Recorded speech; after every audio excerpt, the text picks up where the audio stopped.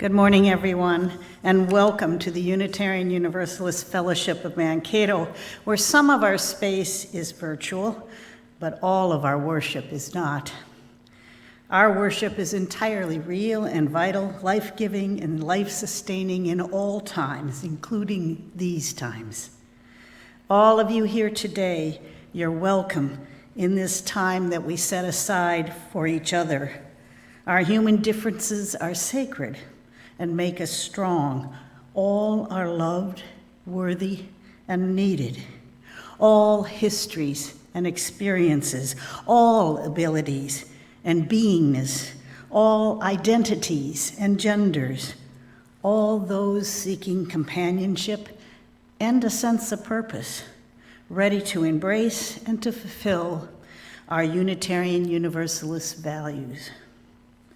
In these times and in all times, may we move into action to create the world of equity and liberation about which we dream.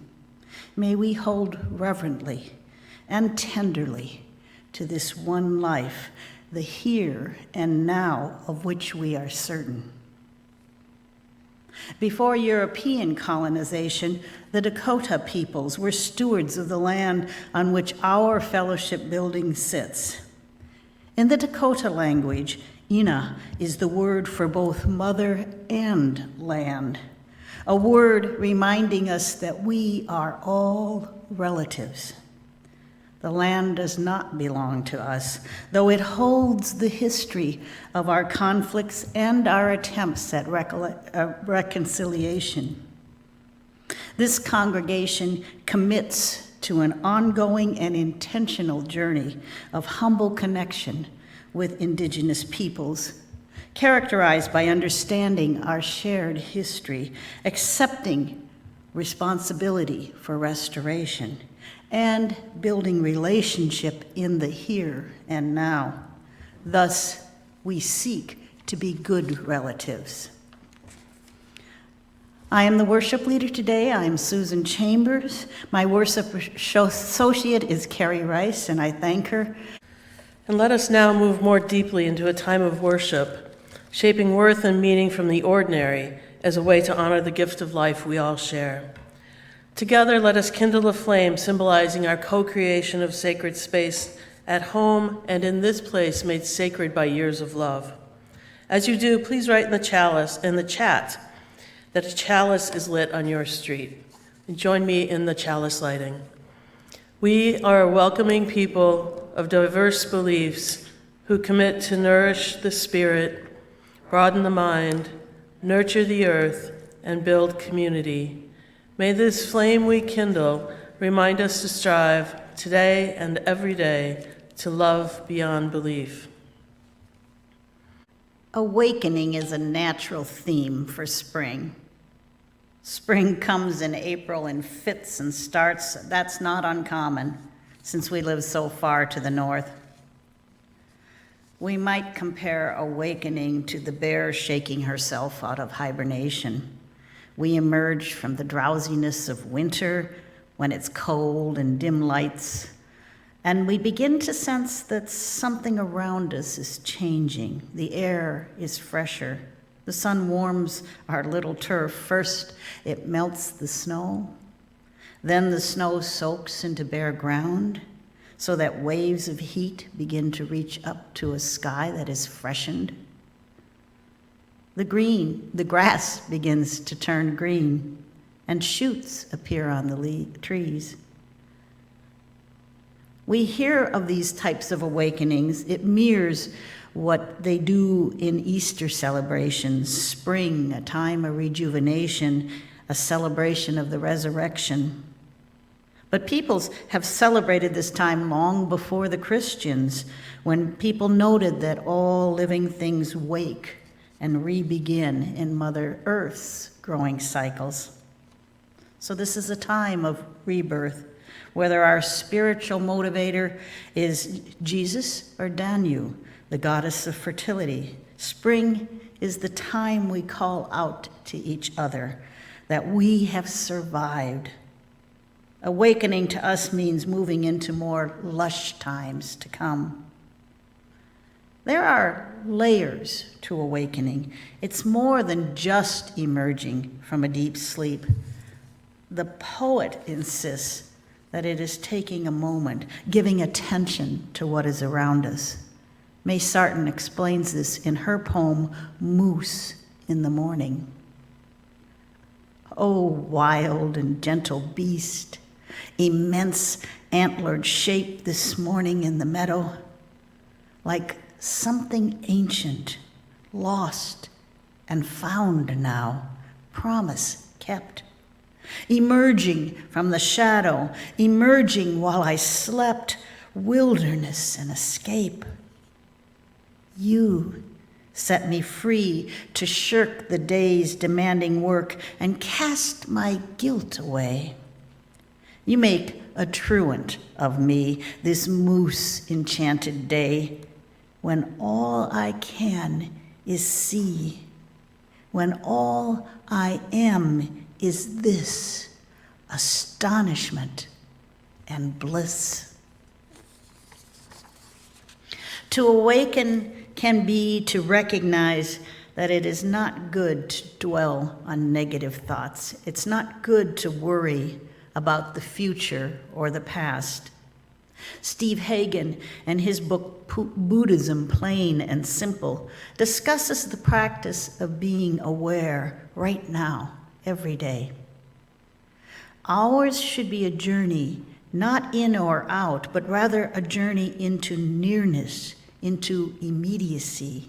He states, our journey must be to awaken here and now, to awaken to here and now.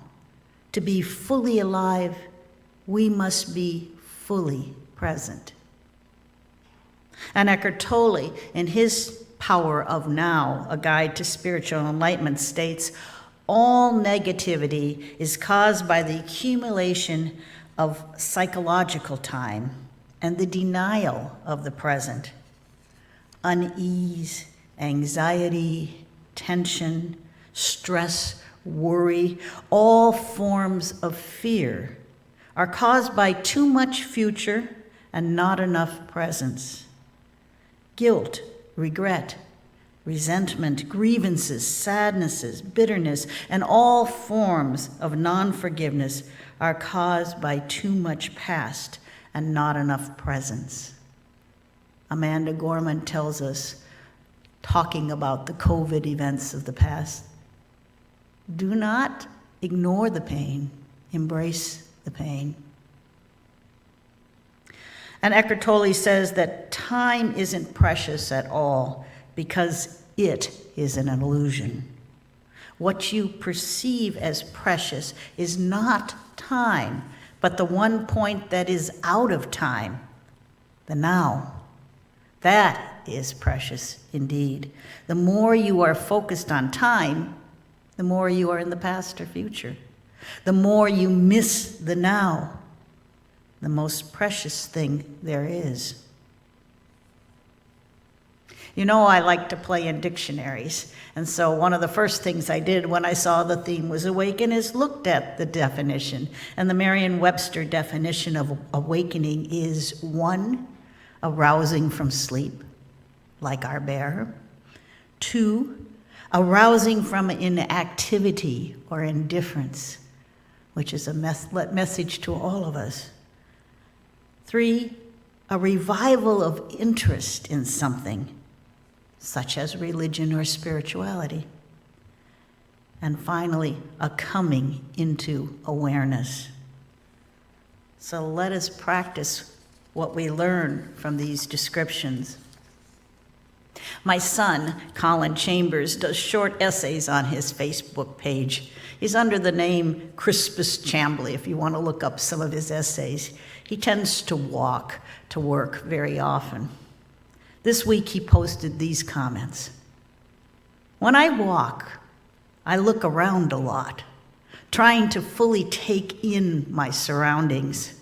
Off at the horizon, up in the sky, examining rooftops, listening, studying objects on the ground, admiring the shifting notions of clouds. Occasionally, when my neck is craned up to look at a flock of birds or into the shuddering limbs of a big tree, I become conscious of cars going by and realize the drivers must see me. I think for a second that I hope they're jealous because they're in their little framed box and they see me and realize that their scope of vision is constricted, their experience of the world meditated and limited, while I am out here having full and revelatory experiences. And I know logically that this has probably never happened. They probably pass me by with the same indifference they hold for the lamppost or traffic cone on the side of the road. But I think it anyways. I can be real self-important that way.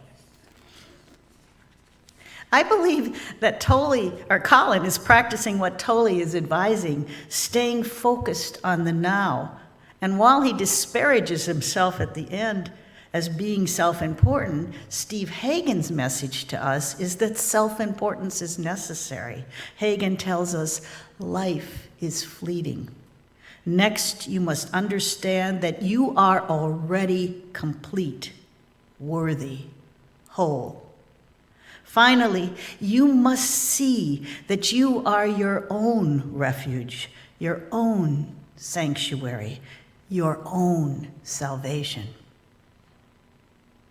And poets give us that same message in many of their poems, and April is Poetry Month.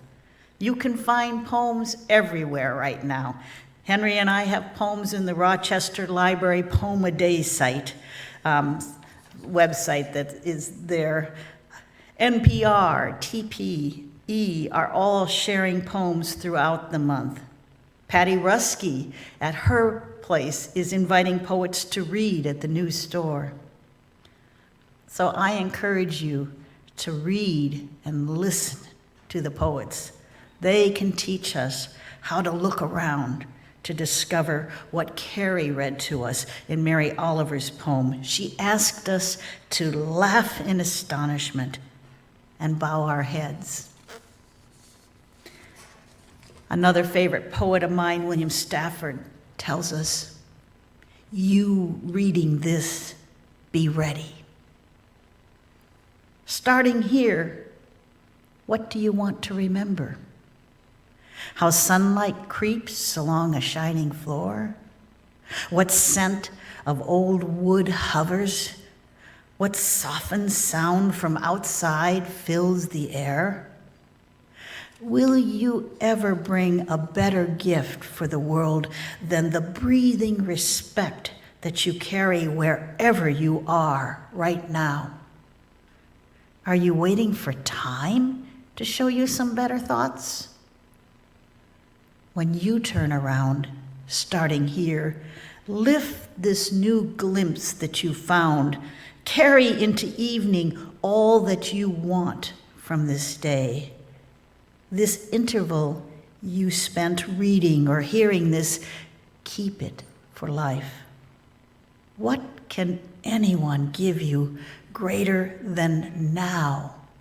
Starting here, right in this room, when you turn around. It's the same message Tolle gives us. Always say yes to the present moment. What could be more futile, he says, more insane than to create inner resistance to what already is? What could be more insane than to oppose life itself, which is now and always now? Surrender to what is. Say yes to life and see how life suddenly starts working for you rather than against you. As Amanda Gorman had said, accept the pain. Past poet laureate Billy Collins says this to us. Today, if ever there were a spring day so perfect, so uplifted by warm intermittent breeze that it made you want to throw open all the windows in the house and unlatch the door for the canary's cage. Indeed, rip the little door from its jamb. A day when the cool brick paths and the garden bursting with peonies seem so etched in sunlight that you feel like taking a hammer to the glass paperweight on the living room end table, releasing the inhabitants from their snow-covered cottage so they could walk out holding hands and squinting into this larger dome of blue and white. Well, today is just that kind of day. The writers I've quoted shout to us to rouse us from our winter sleep and ask us to awaken to full awareness. They see it as a religious revival. They accept what is presently in front of them and celebrate it. By living in the present, they begin to see that universality and then celebration. It is an awakening to things around us that stand for something bigger. And Mary Oliver, again a favorite poet of mine, says it in this poem, Breakage. I go down to the edge of the sea.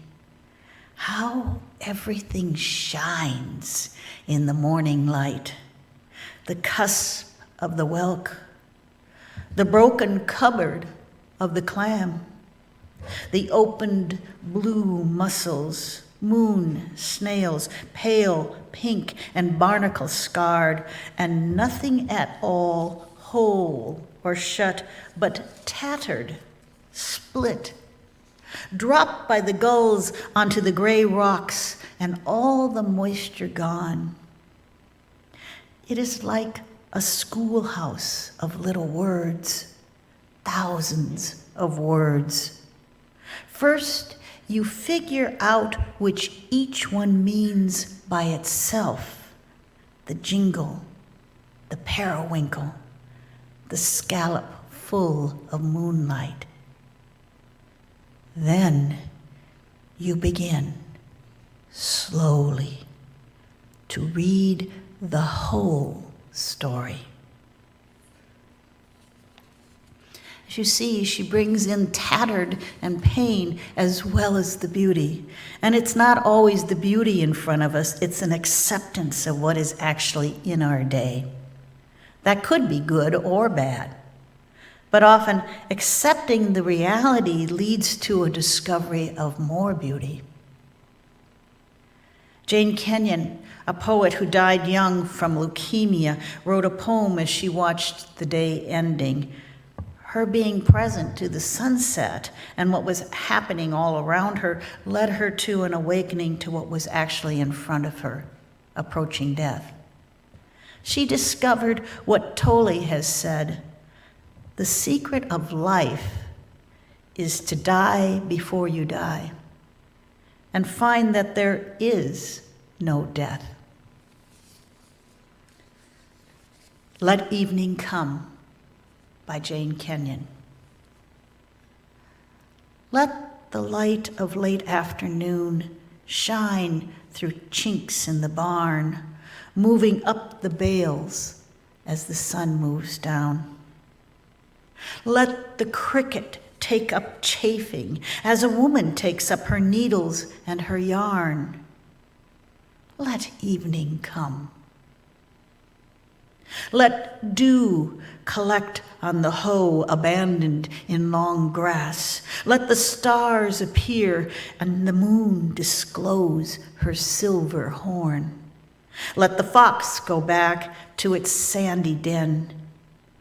Let the wind die down. Let the shed go black inside. Let the evening come. To the bottle in the ditch, to the scoop in the oats, to the air in the lung, let evening come.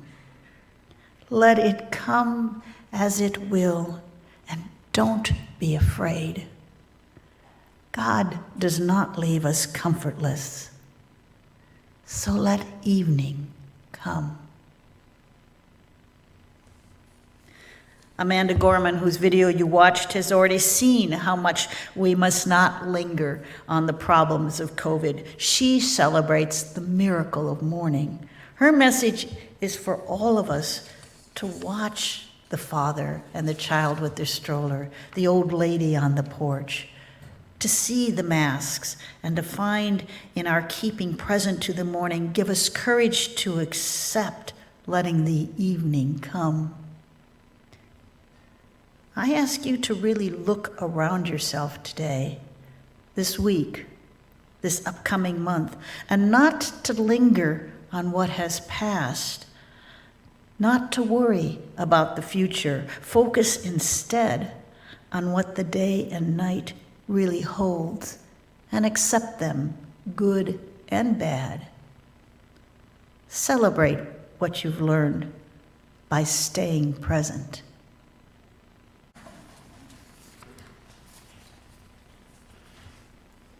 Carrie read as a first poem the poem from Rumi. Today, like every other day, we wake up empty and frightened. Don't open the door to the study and begin reading. Take down a musical instrument. Let the beauty we love be what we do. There are hundreds of ways to kneel and kiss the ground. Amanda tells us not to ignore pain or grief. She says it will give us purpose. Jane Kenyon embraces the night. Billy Collin tells us to take the day that is in front of us. So dance to music. Celebrate the awakening that dawn offers us. Learn that we grow stronger by staying present to the moment, whether there is rain or sun. I ask you to awaken to spring. Celebrate the first joy of smelling and seeing new growth in the warming earth around us. Listen to the glad sounds of migrating birds returning. Celebrate the cold north wind when it brings back sleet and maybe another snowstorm. Be fully aware of what is in this moment. May each of us recognize that by living in just this moment, we are roused from inactivity or indifference. Let us watch, as Mary Oliver did, how each creature and plant shines in morning light. Let us accept cold, snow, rain, sun, warmth. Let us embrace what is in front of us, as Jane Kenyon did. And may each of us know we are loved, we are worthy, we can be fully present. We are full right now, and we can awaken to what surrounds us, and then we're able to slowly read the whole story. Rumi tells us, let the beauty we love be what we do. Go forth and explore the hundreds of ways to kneel and kiss the ground.